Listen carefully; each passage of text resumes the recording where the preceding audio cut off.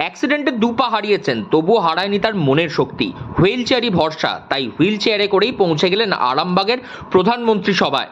সুদূর চন্দ্রকোনা থেকে প্রধানমন্ত্রীকে দেখতেও তার ভাষণ শুনতে এসেছেন সঞ্জীব মঙ্গল। 2 দিনের সফরে প্রধানমন্ত্রী নরেন্দ্র মোদী আজ রাজ্যে এসেছেন। ঝাড়খণ্ডের সিন্ধি থেকে ধানবাদ হয়ে হেলিকপ্টারে করে তিনি পৌঁছান আরামবাগে। সেখানেই রেলবন্দর, তেলের পাইপলাইন, এলপিজি সরবরাহ, জল শোধন সহ 7,200 কোটি টাকার বিভিন্ন উন্নয়নমূলক প্রকল্পের শিলান্যাস ও উদ্বোধন করেন তিনি, এবং সেখান থেকেই জাতির উদ্দেশ্যে উৎসর্গ করে ভাষণ রাখেন। সেখানেই যশস্বী প্রধানমন্ত্রীকে দেখার জন্য, তার ভাষণ শোনার জন্য ভিড় জমিয়েছিল লক্ষ লক্ষ মানুষ।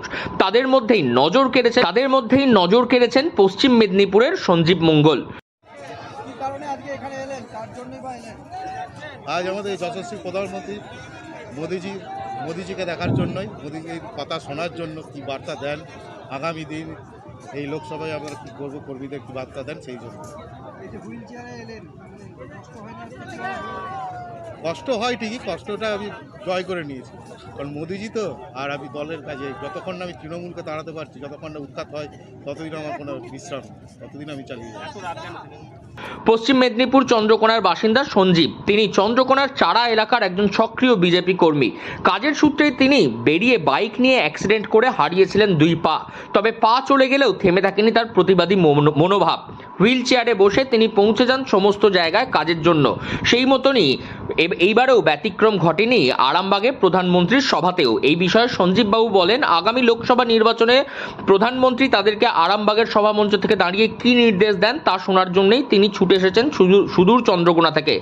হাজারো প্রতিবন্ধকতাকে উপেক্ষা করে তিনি ছুটে এসেছেন দলের কাজের জন্য। শারীরিক কষ্ট আছে, তবুও তার থেকে বেশি রয়েছে তার মনের জেদ।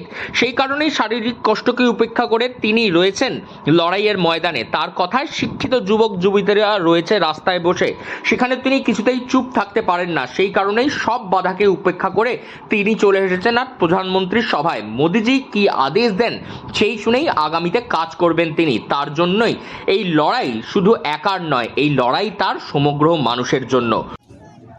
তৃণমূলের যে কর্মকাণ্ড, যেই ধরনের দুর্নীতি, যেই ধরনের বাংলাকে যেইভাবে পিছিয়ে দিয়েছে, বেকার যুবক যুবতীদের যেই ধরনের আজ রাস্তায় বসিয়ে রেখেছে, অতএব এই মুখ্যমন্ত্রী আমাদের প্রয়োজন নেই, এই সরকার দরকার নেই। এই সরকার আমরা আশা করিনি বিগত থেকে। 34 বছর সিপিএমের শাসন দেখেছিলাম, তাই জন্যই তো আজ তৃণমূলকে আনা হয়েছে। পা আমার অ্যাক্সিডেন্টে হয়ে গেছে, না বাইক অ্যাক্সিডেন্ট হয়ে গেছে।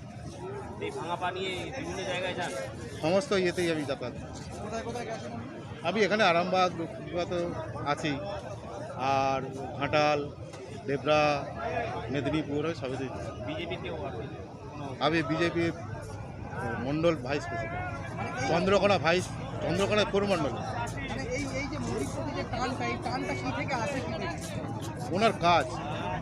ওনার কাজ দেশের প্রতি ভালোবাসা, দেশের প্রতি ওনার যে কর্মকাণ্ড, ওকে নিয়ে যেইভাবে এগিয়ে চলেছেন, দেশকে যেভাবে এগিয়ে নিয়ে গেছে, এর থেকে আর কি একটা শুভবুদ্ধি সম্পন্ন মানুষ এটাই চাই যে আমাদের দেশ এগিয়ে যাক, বিশ্বগুরু হোক।